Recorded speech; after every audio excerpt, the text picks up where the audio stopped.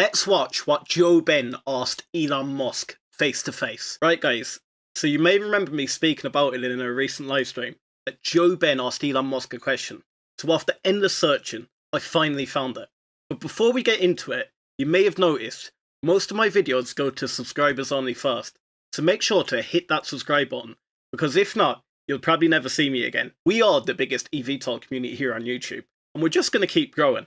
So you're either with us or you're not. Right, before we watch the interview, I just need to express that Joe Ben and Elon are a lot more similar than you think. Joe Ben Bever, the founder and CEO of Joby Aviation, and Elon Musk, leading multiple ventures including Tesla, SpaceX, and X, share many similarities, but also present notable differences in their approach. And we're going to get into this. Both Joe Ben and Musk are visionary engineers with a passion for revolutionising transport. Joe Ben focused on electric vertical takeoff and landing aircraft for urban mobility, and this parallels with Musk's ambitions with electric cars and space travel. They both employ first principles approach to problem solving, which involves breaking down complex issues to their fundamental truths to innovate from there. This method has been pivotal in their retrospective innovations, from Musk's reusable rockets to Joe Ben's efficient eVTOL aircraft. Sustainability is another common thread, with both leaders advocating for green solutions.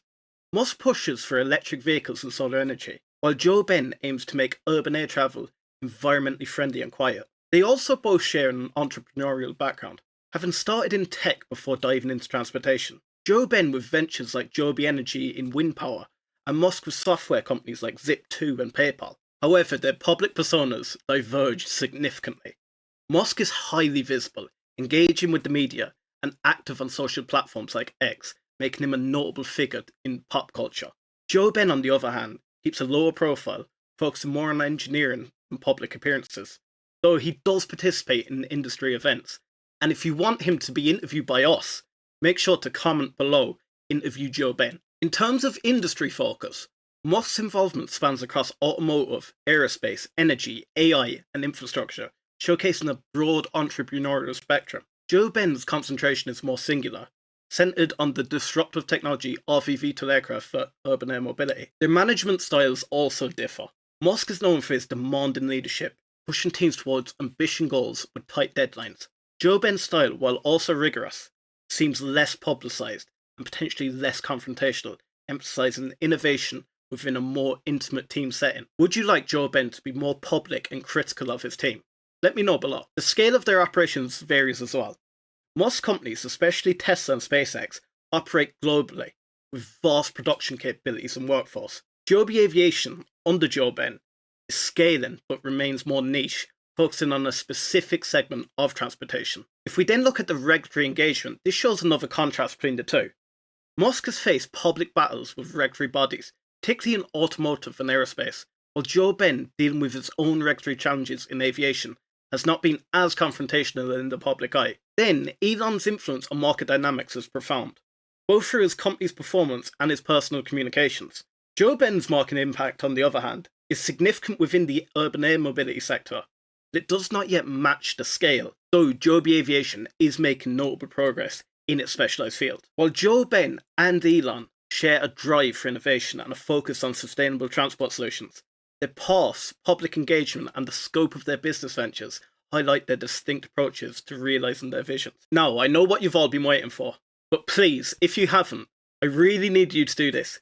If you want an interview from Joe Ben, make sure to comment below, interview Joe Ben. Right, let's get on to this interview.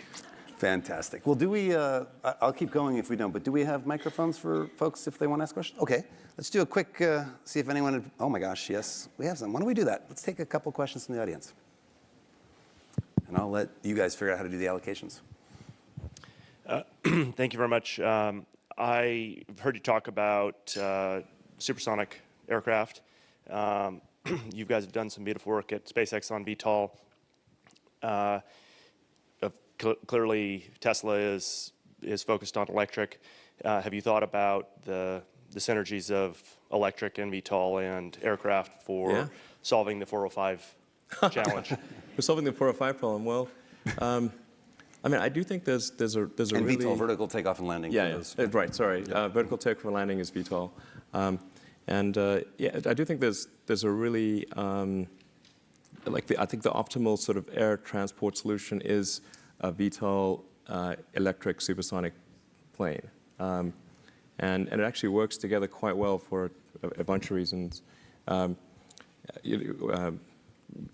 particular, the higher you go, the better the more efficient the electric aircraft is. Whereas if you have a combustion aircraft, as you get higher, it tends to get worse because you have a kind of a fixed aperture and air scoop. Yeah, like the engine is the hole in the front of the engine is a fixed size, and so you have to pick a particular cruising altitude, and so you've got to figure out how do you get the right amount of air at sea level all the way through really high altitude. And then you've got this issue of supersonic combustion that, so you end up having to slow the air down, and it ends up being not that efficient. But an electric aircraft would just get better and better as it got higher.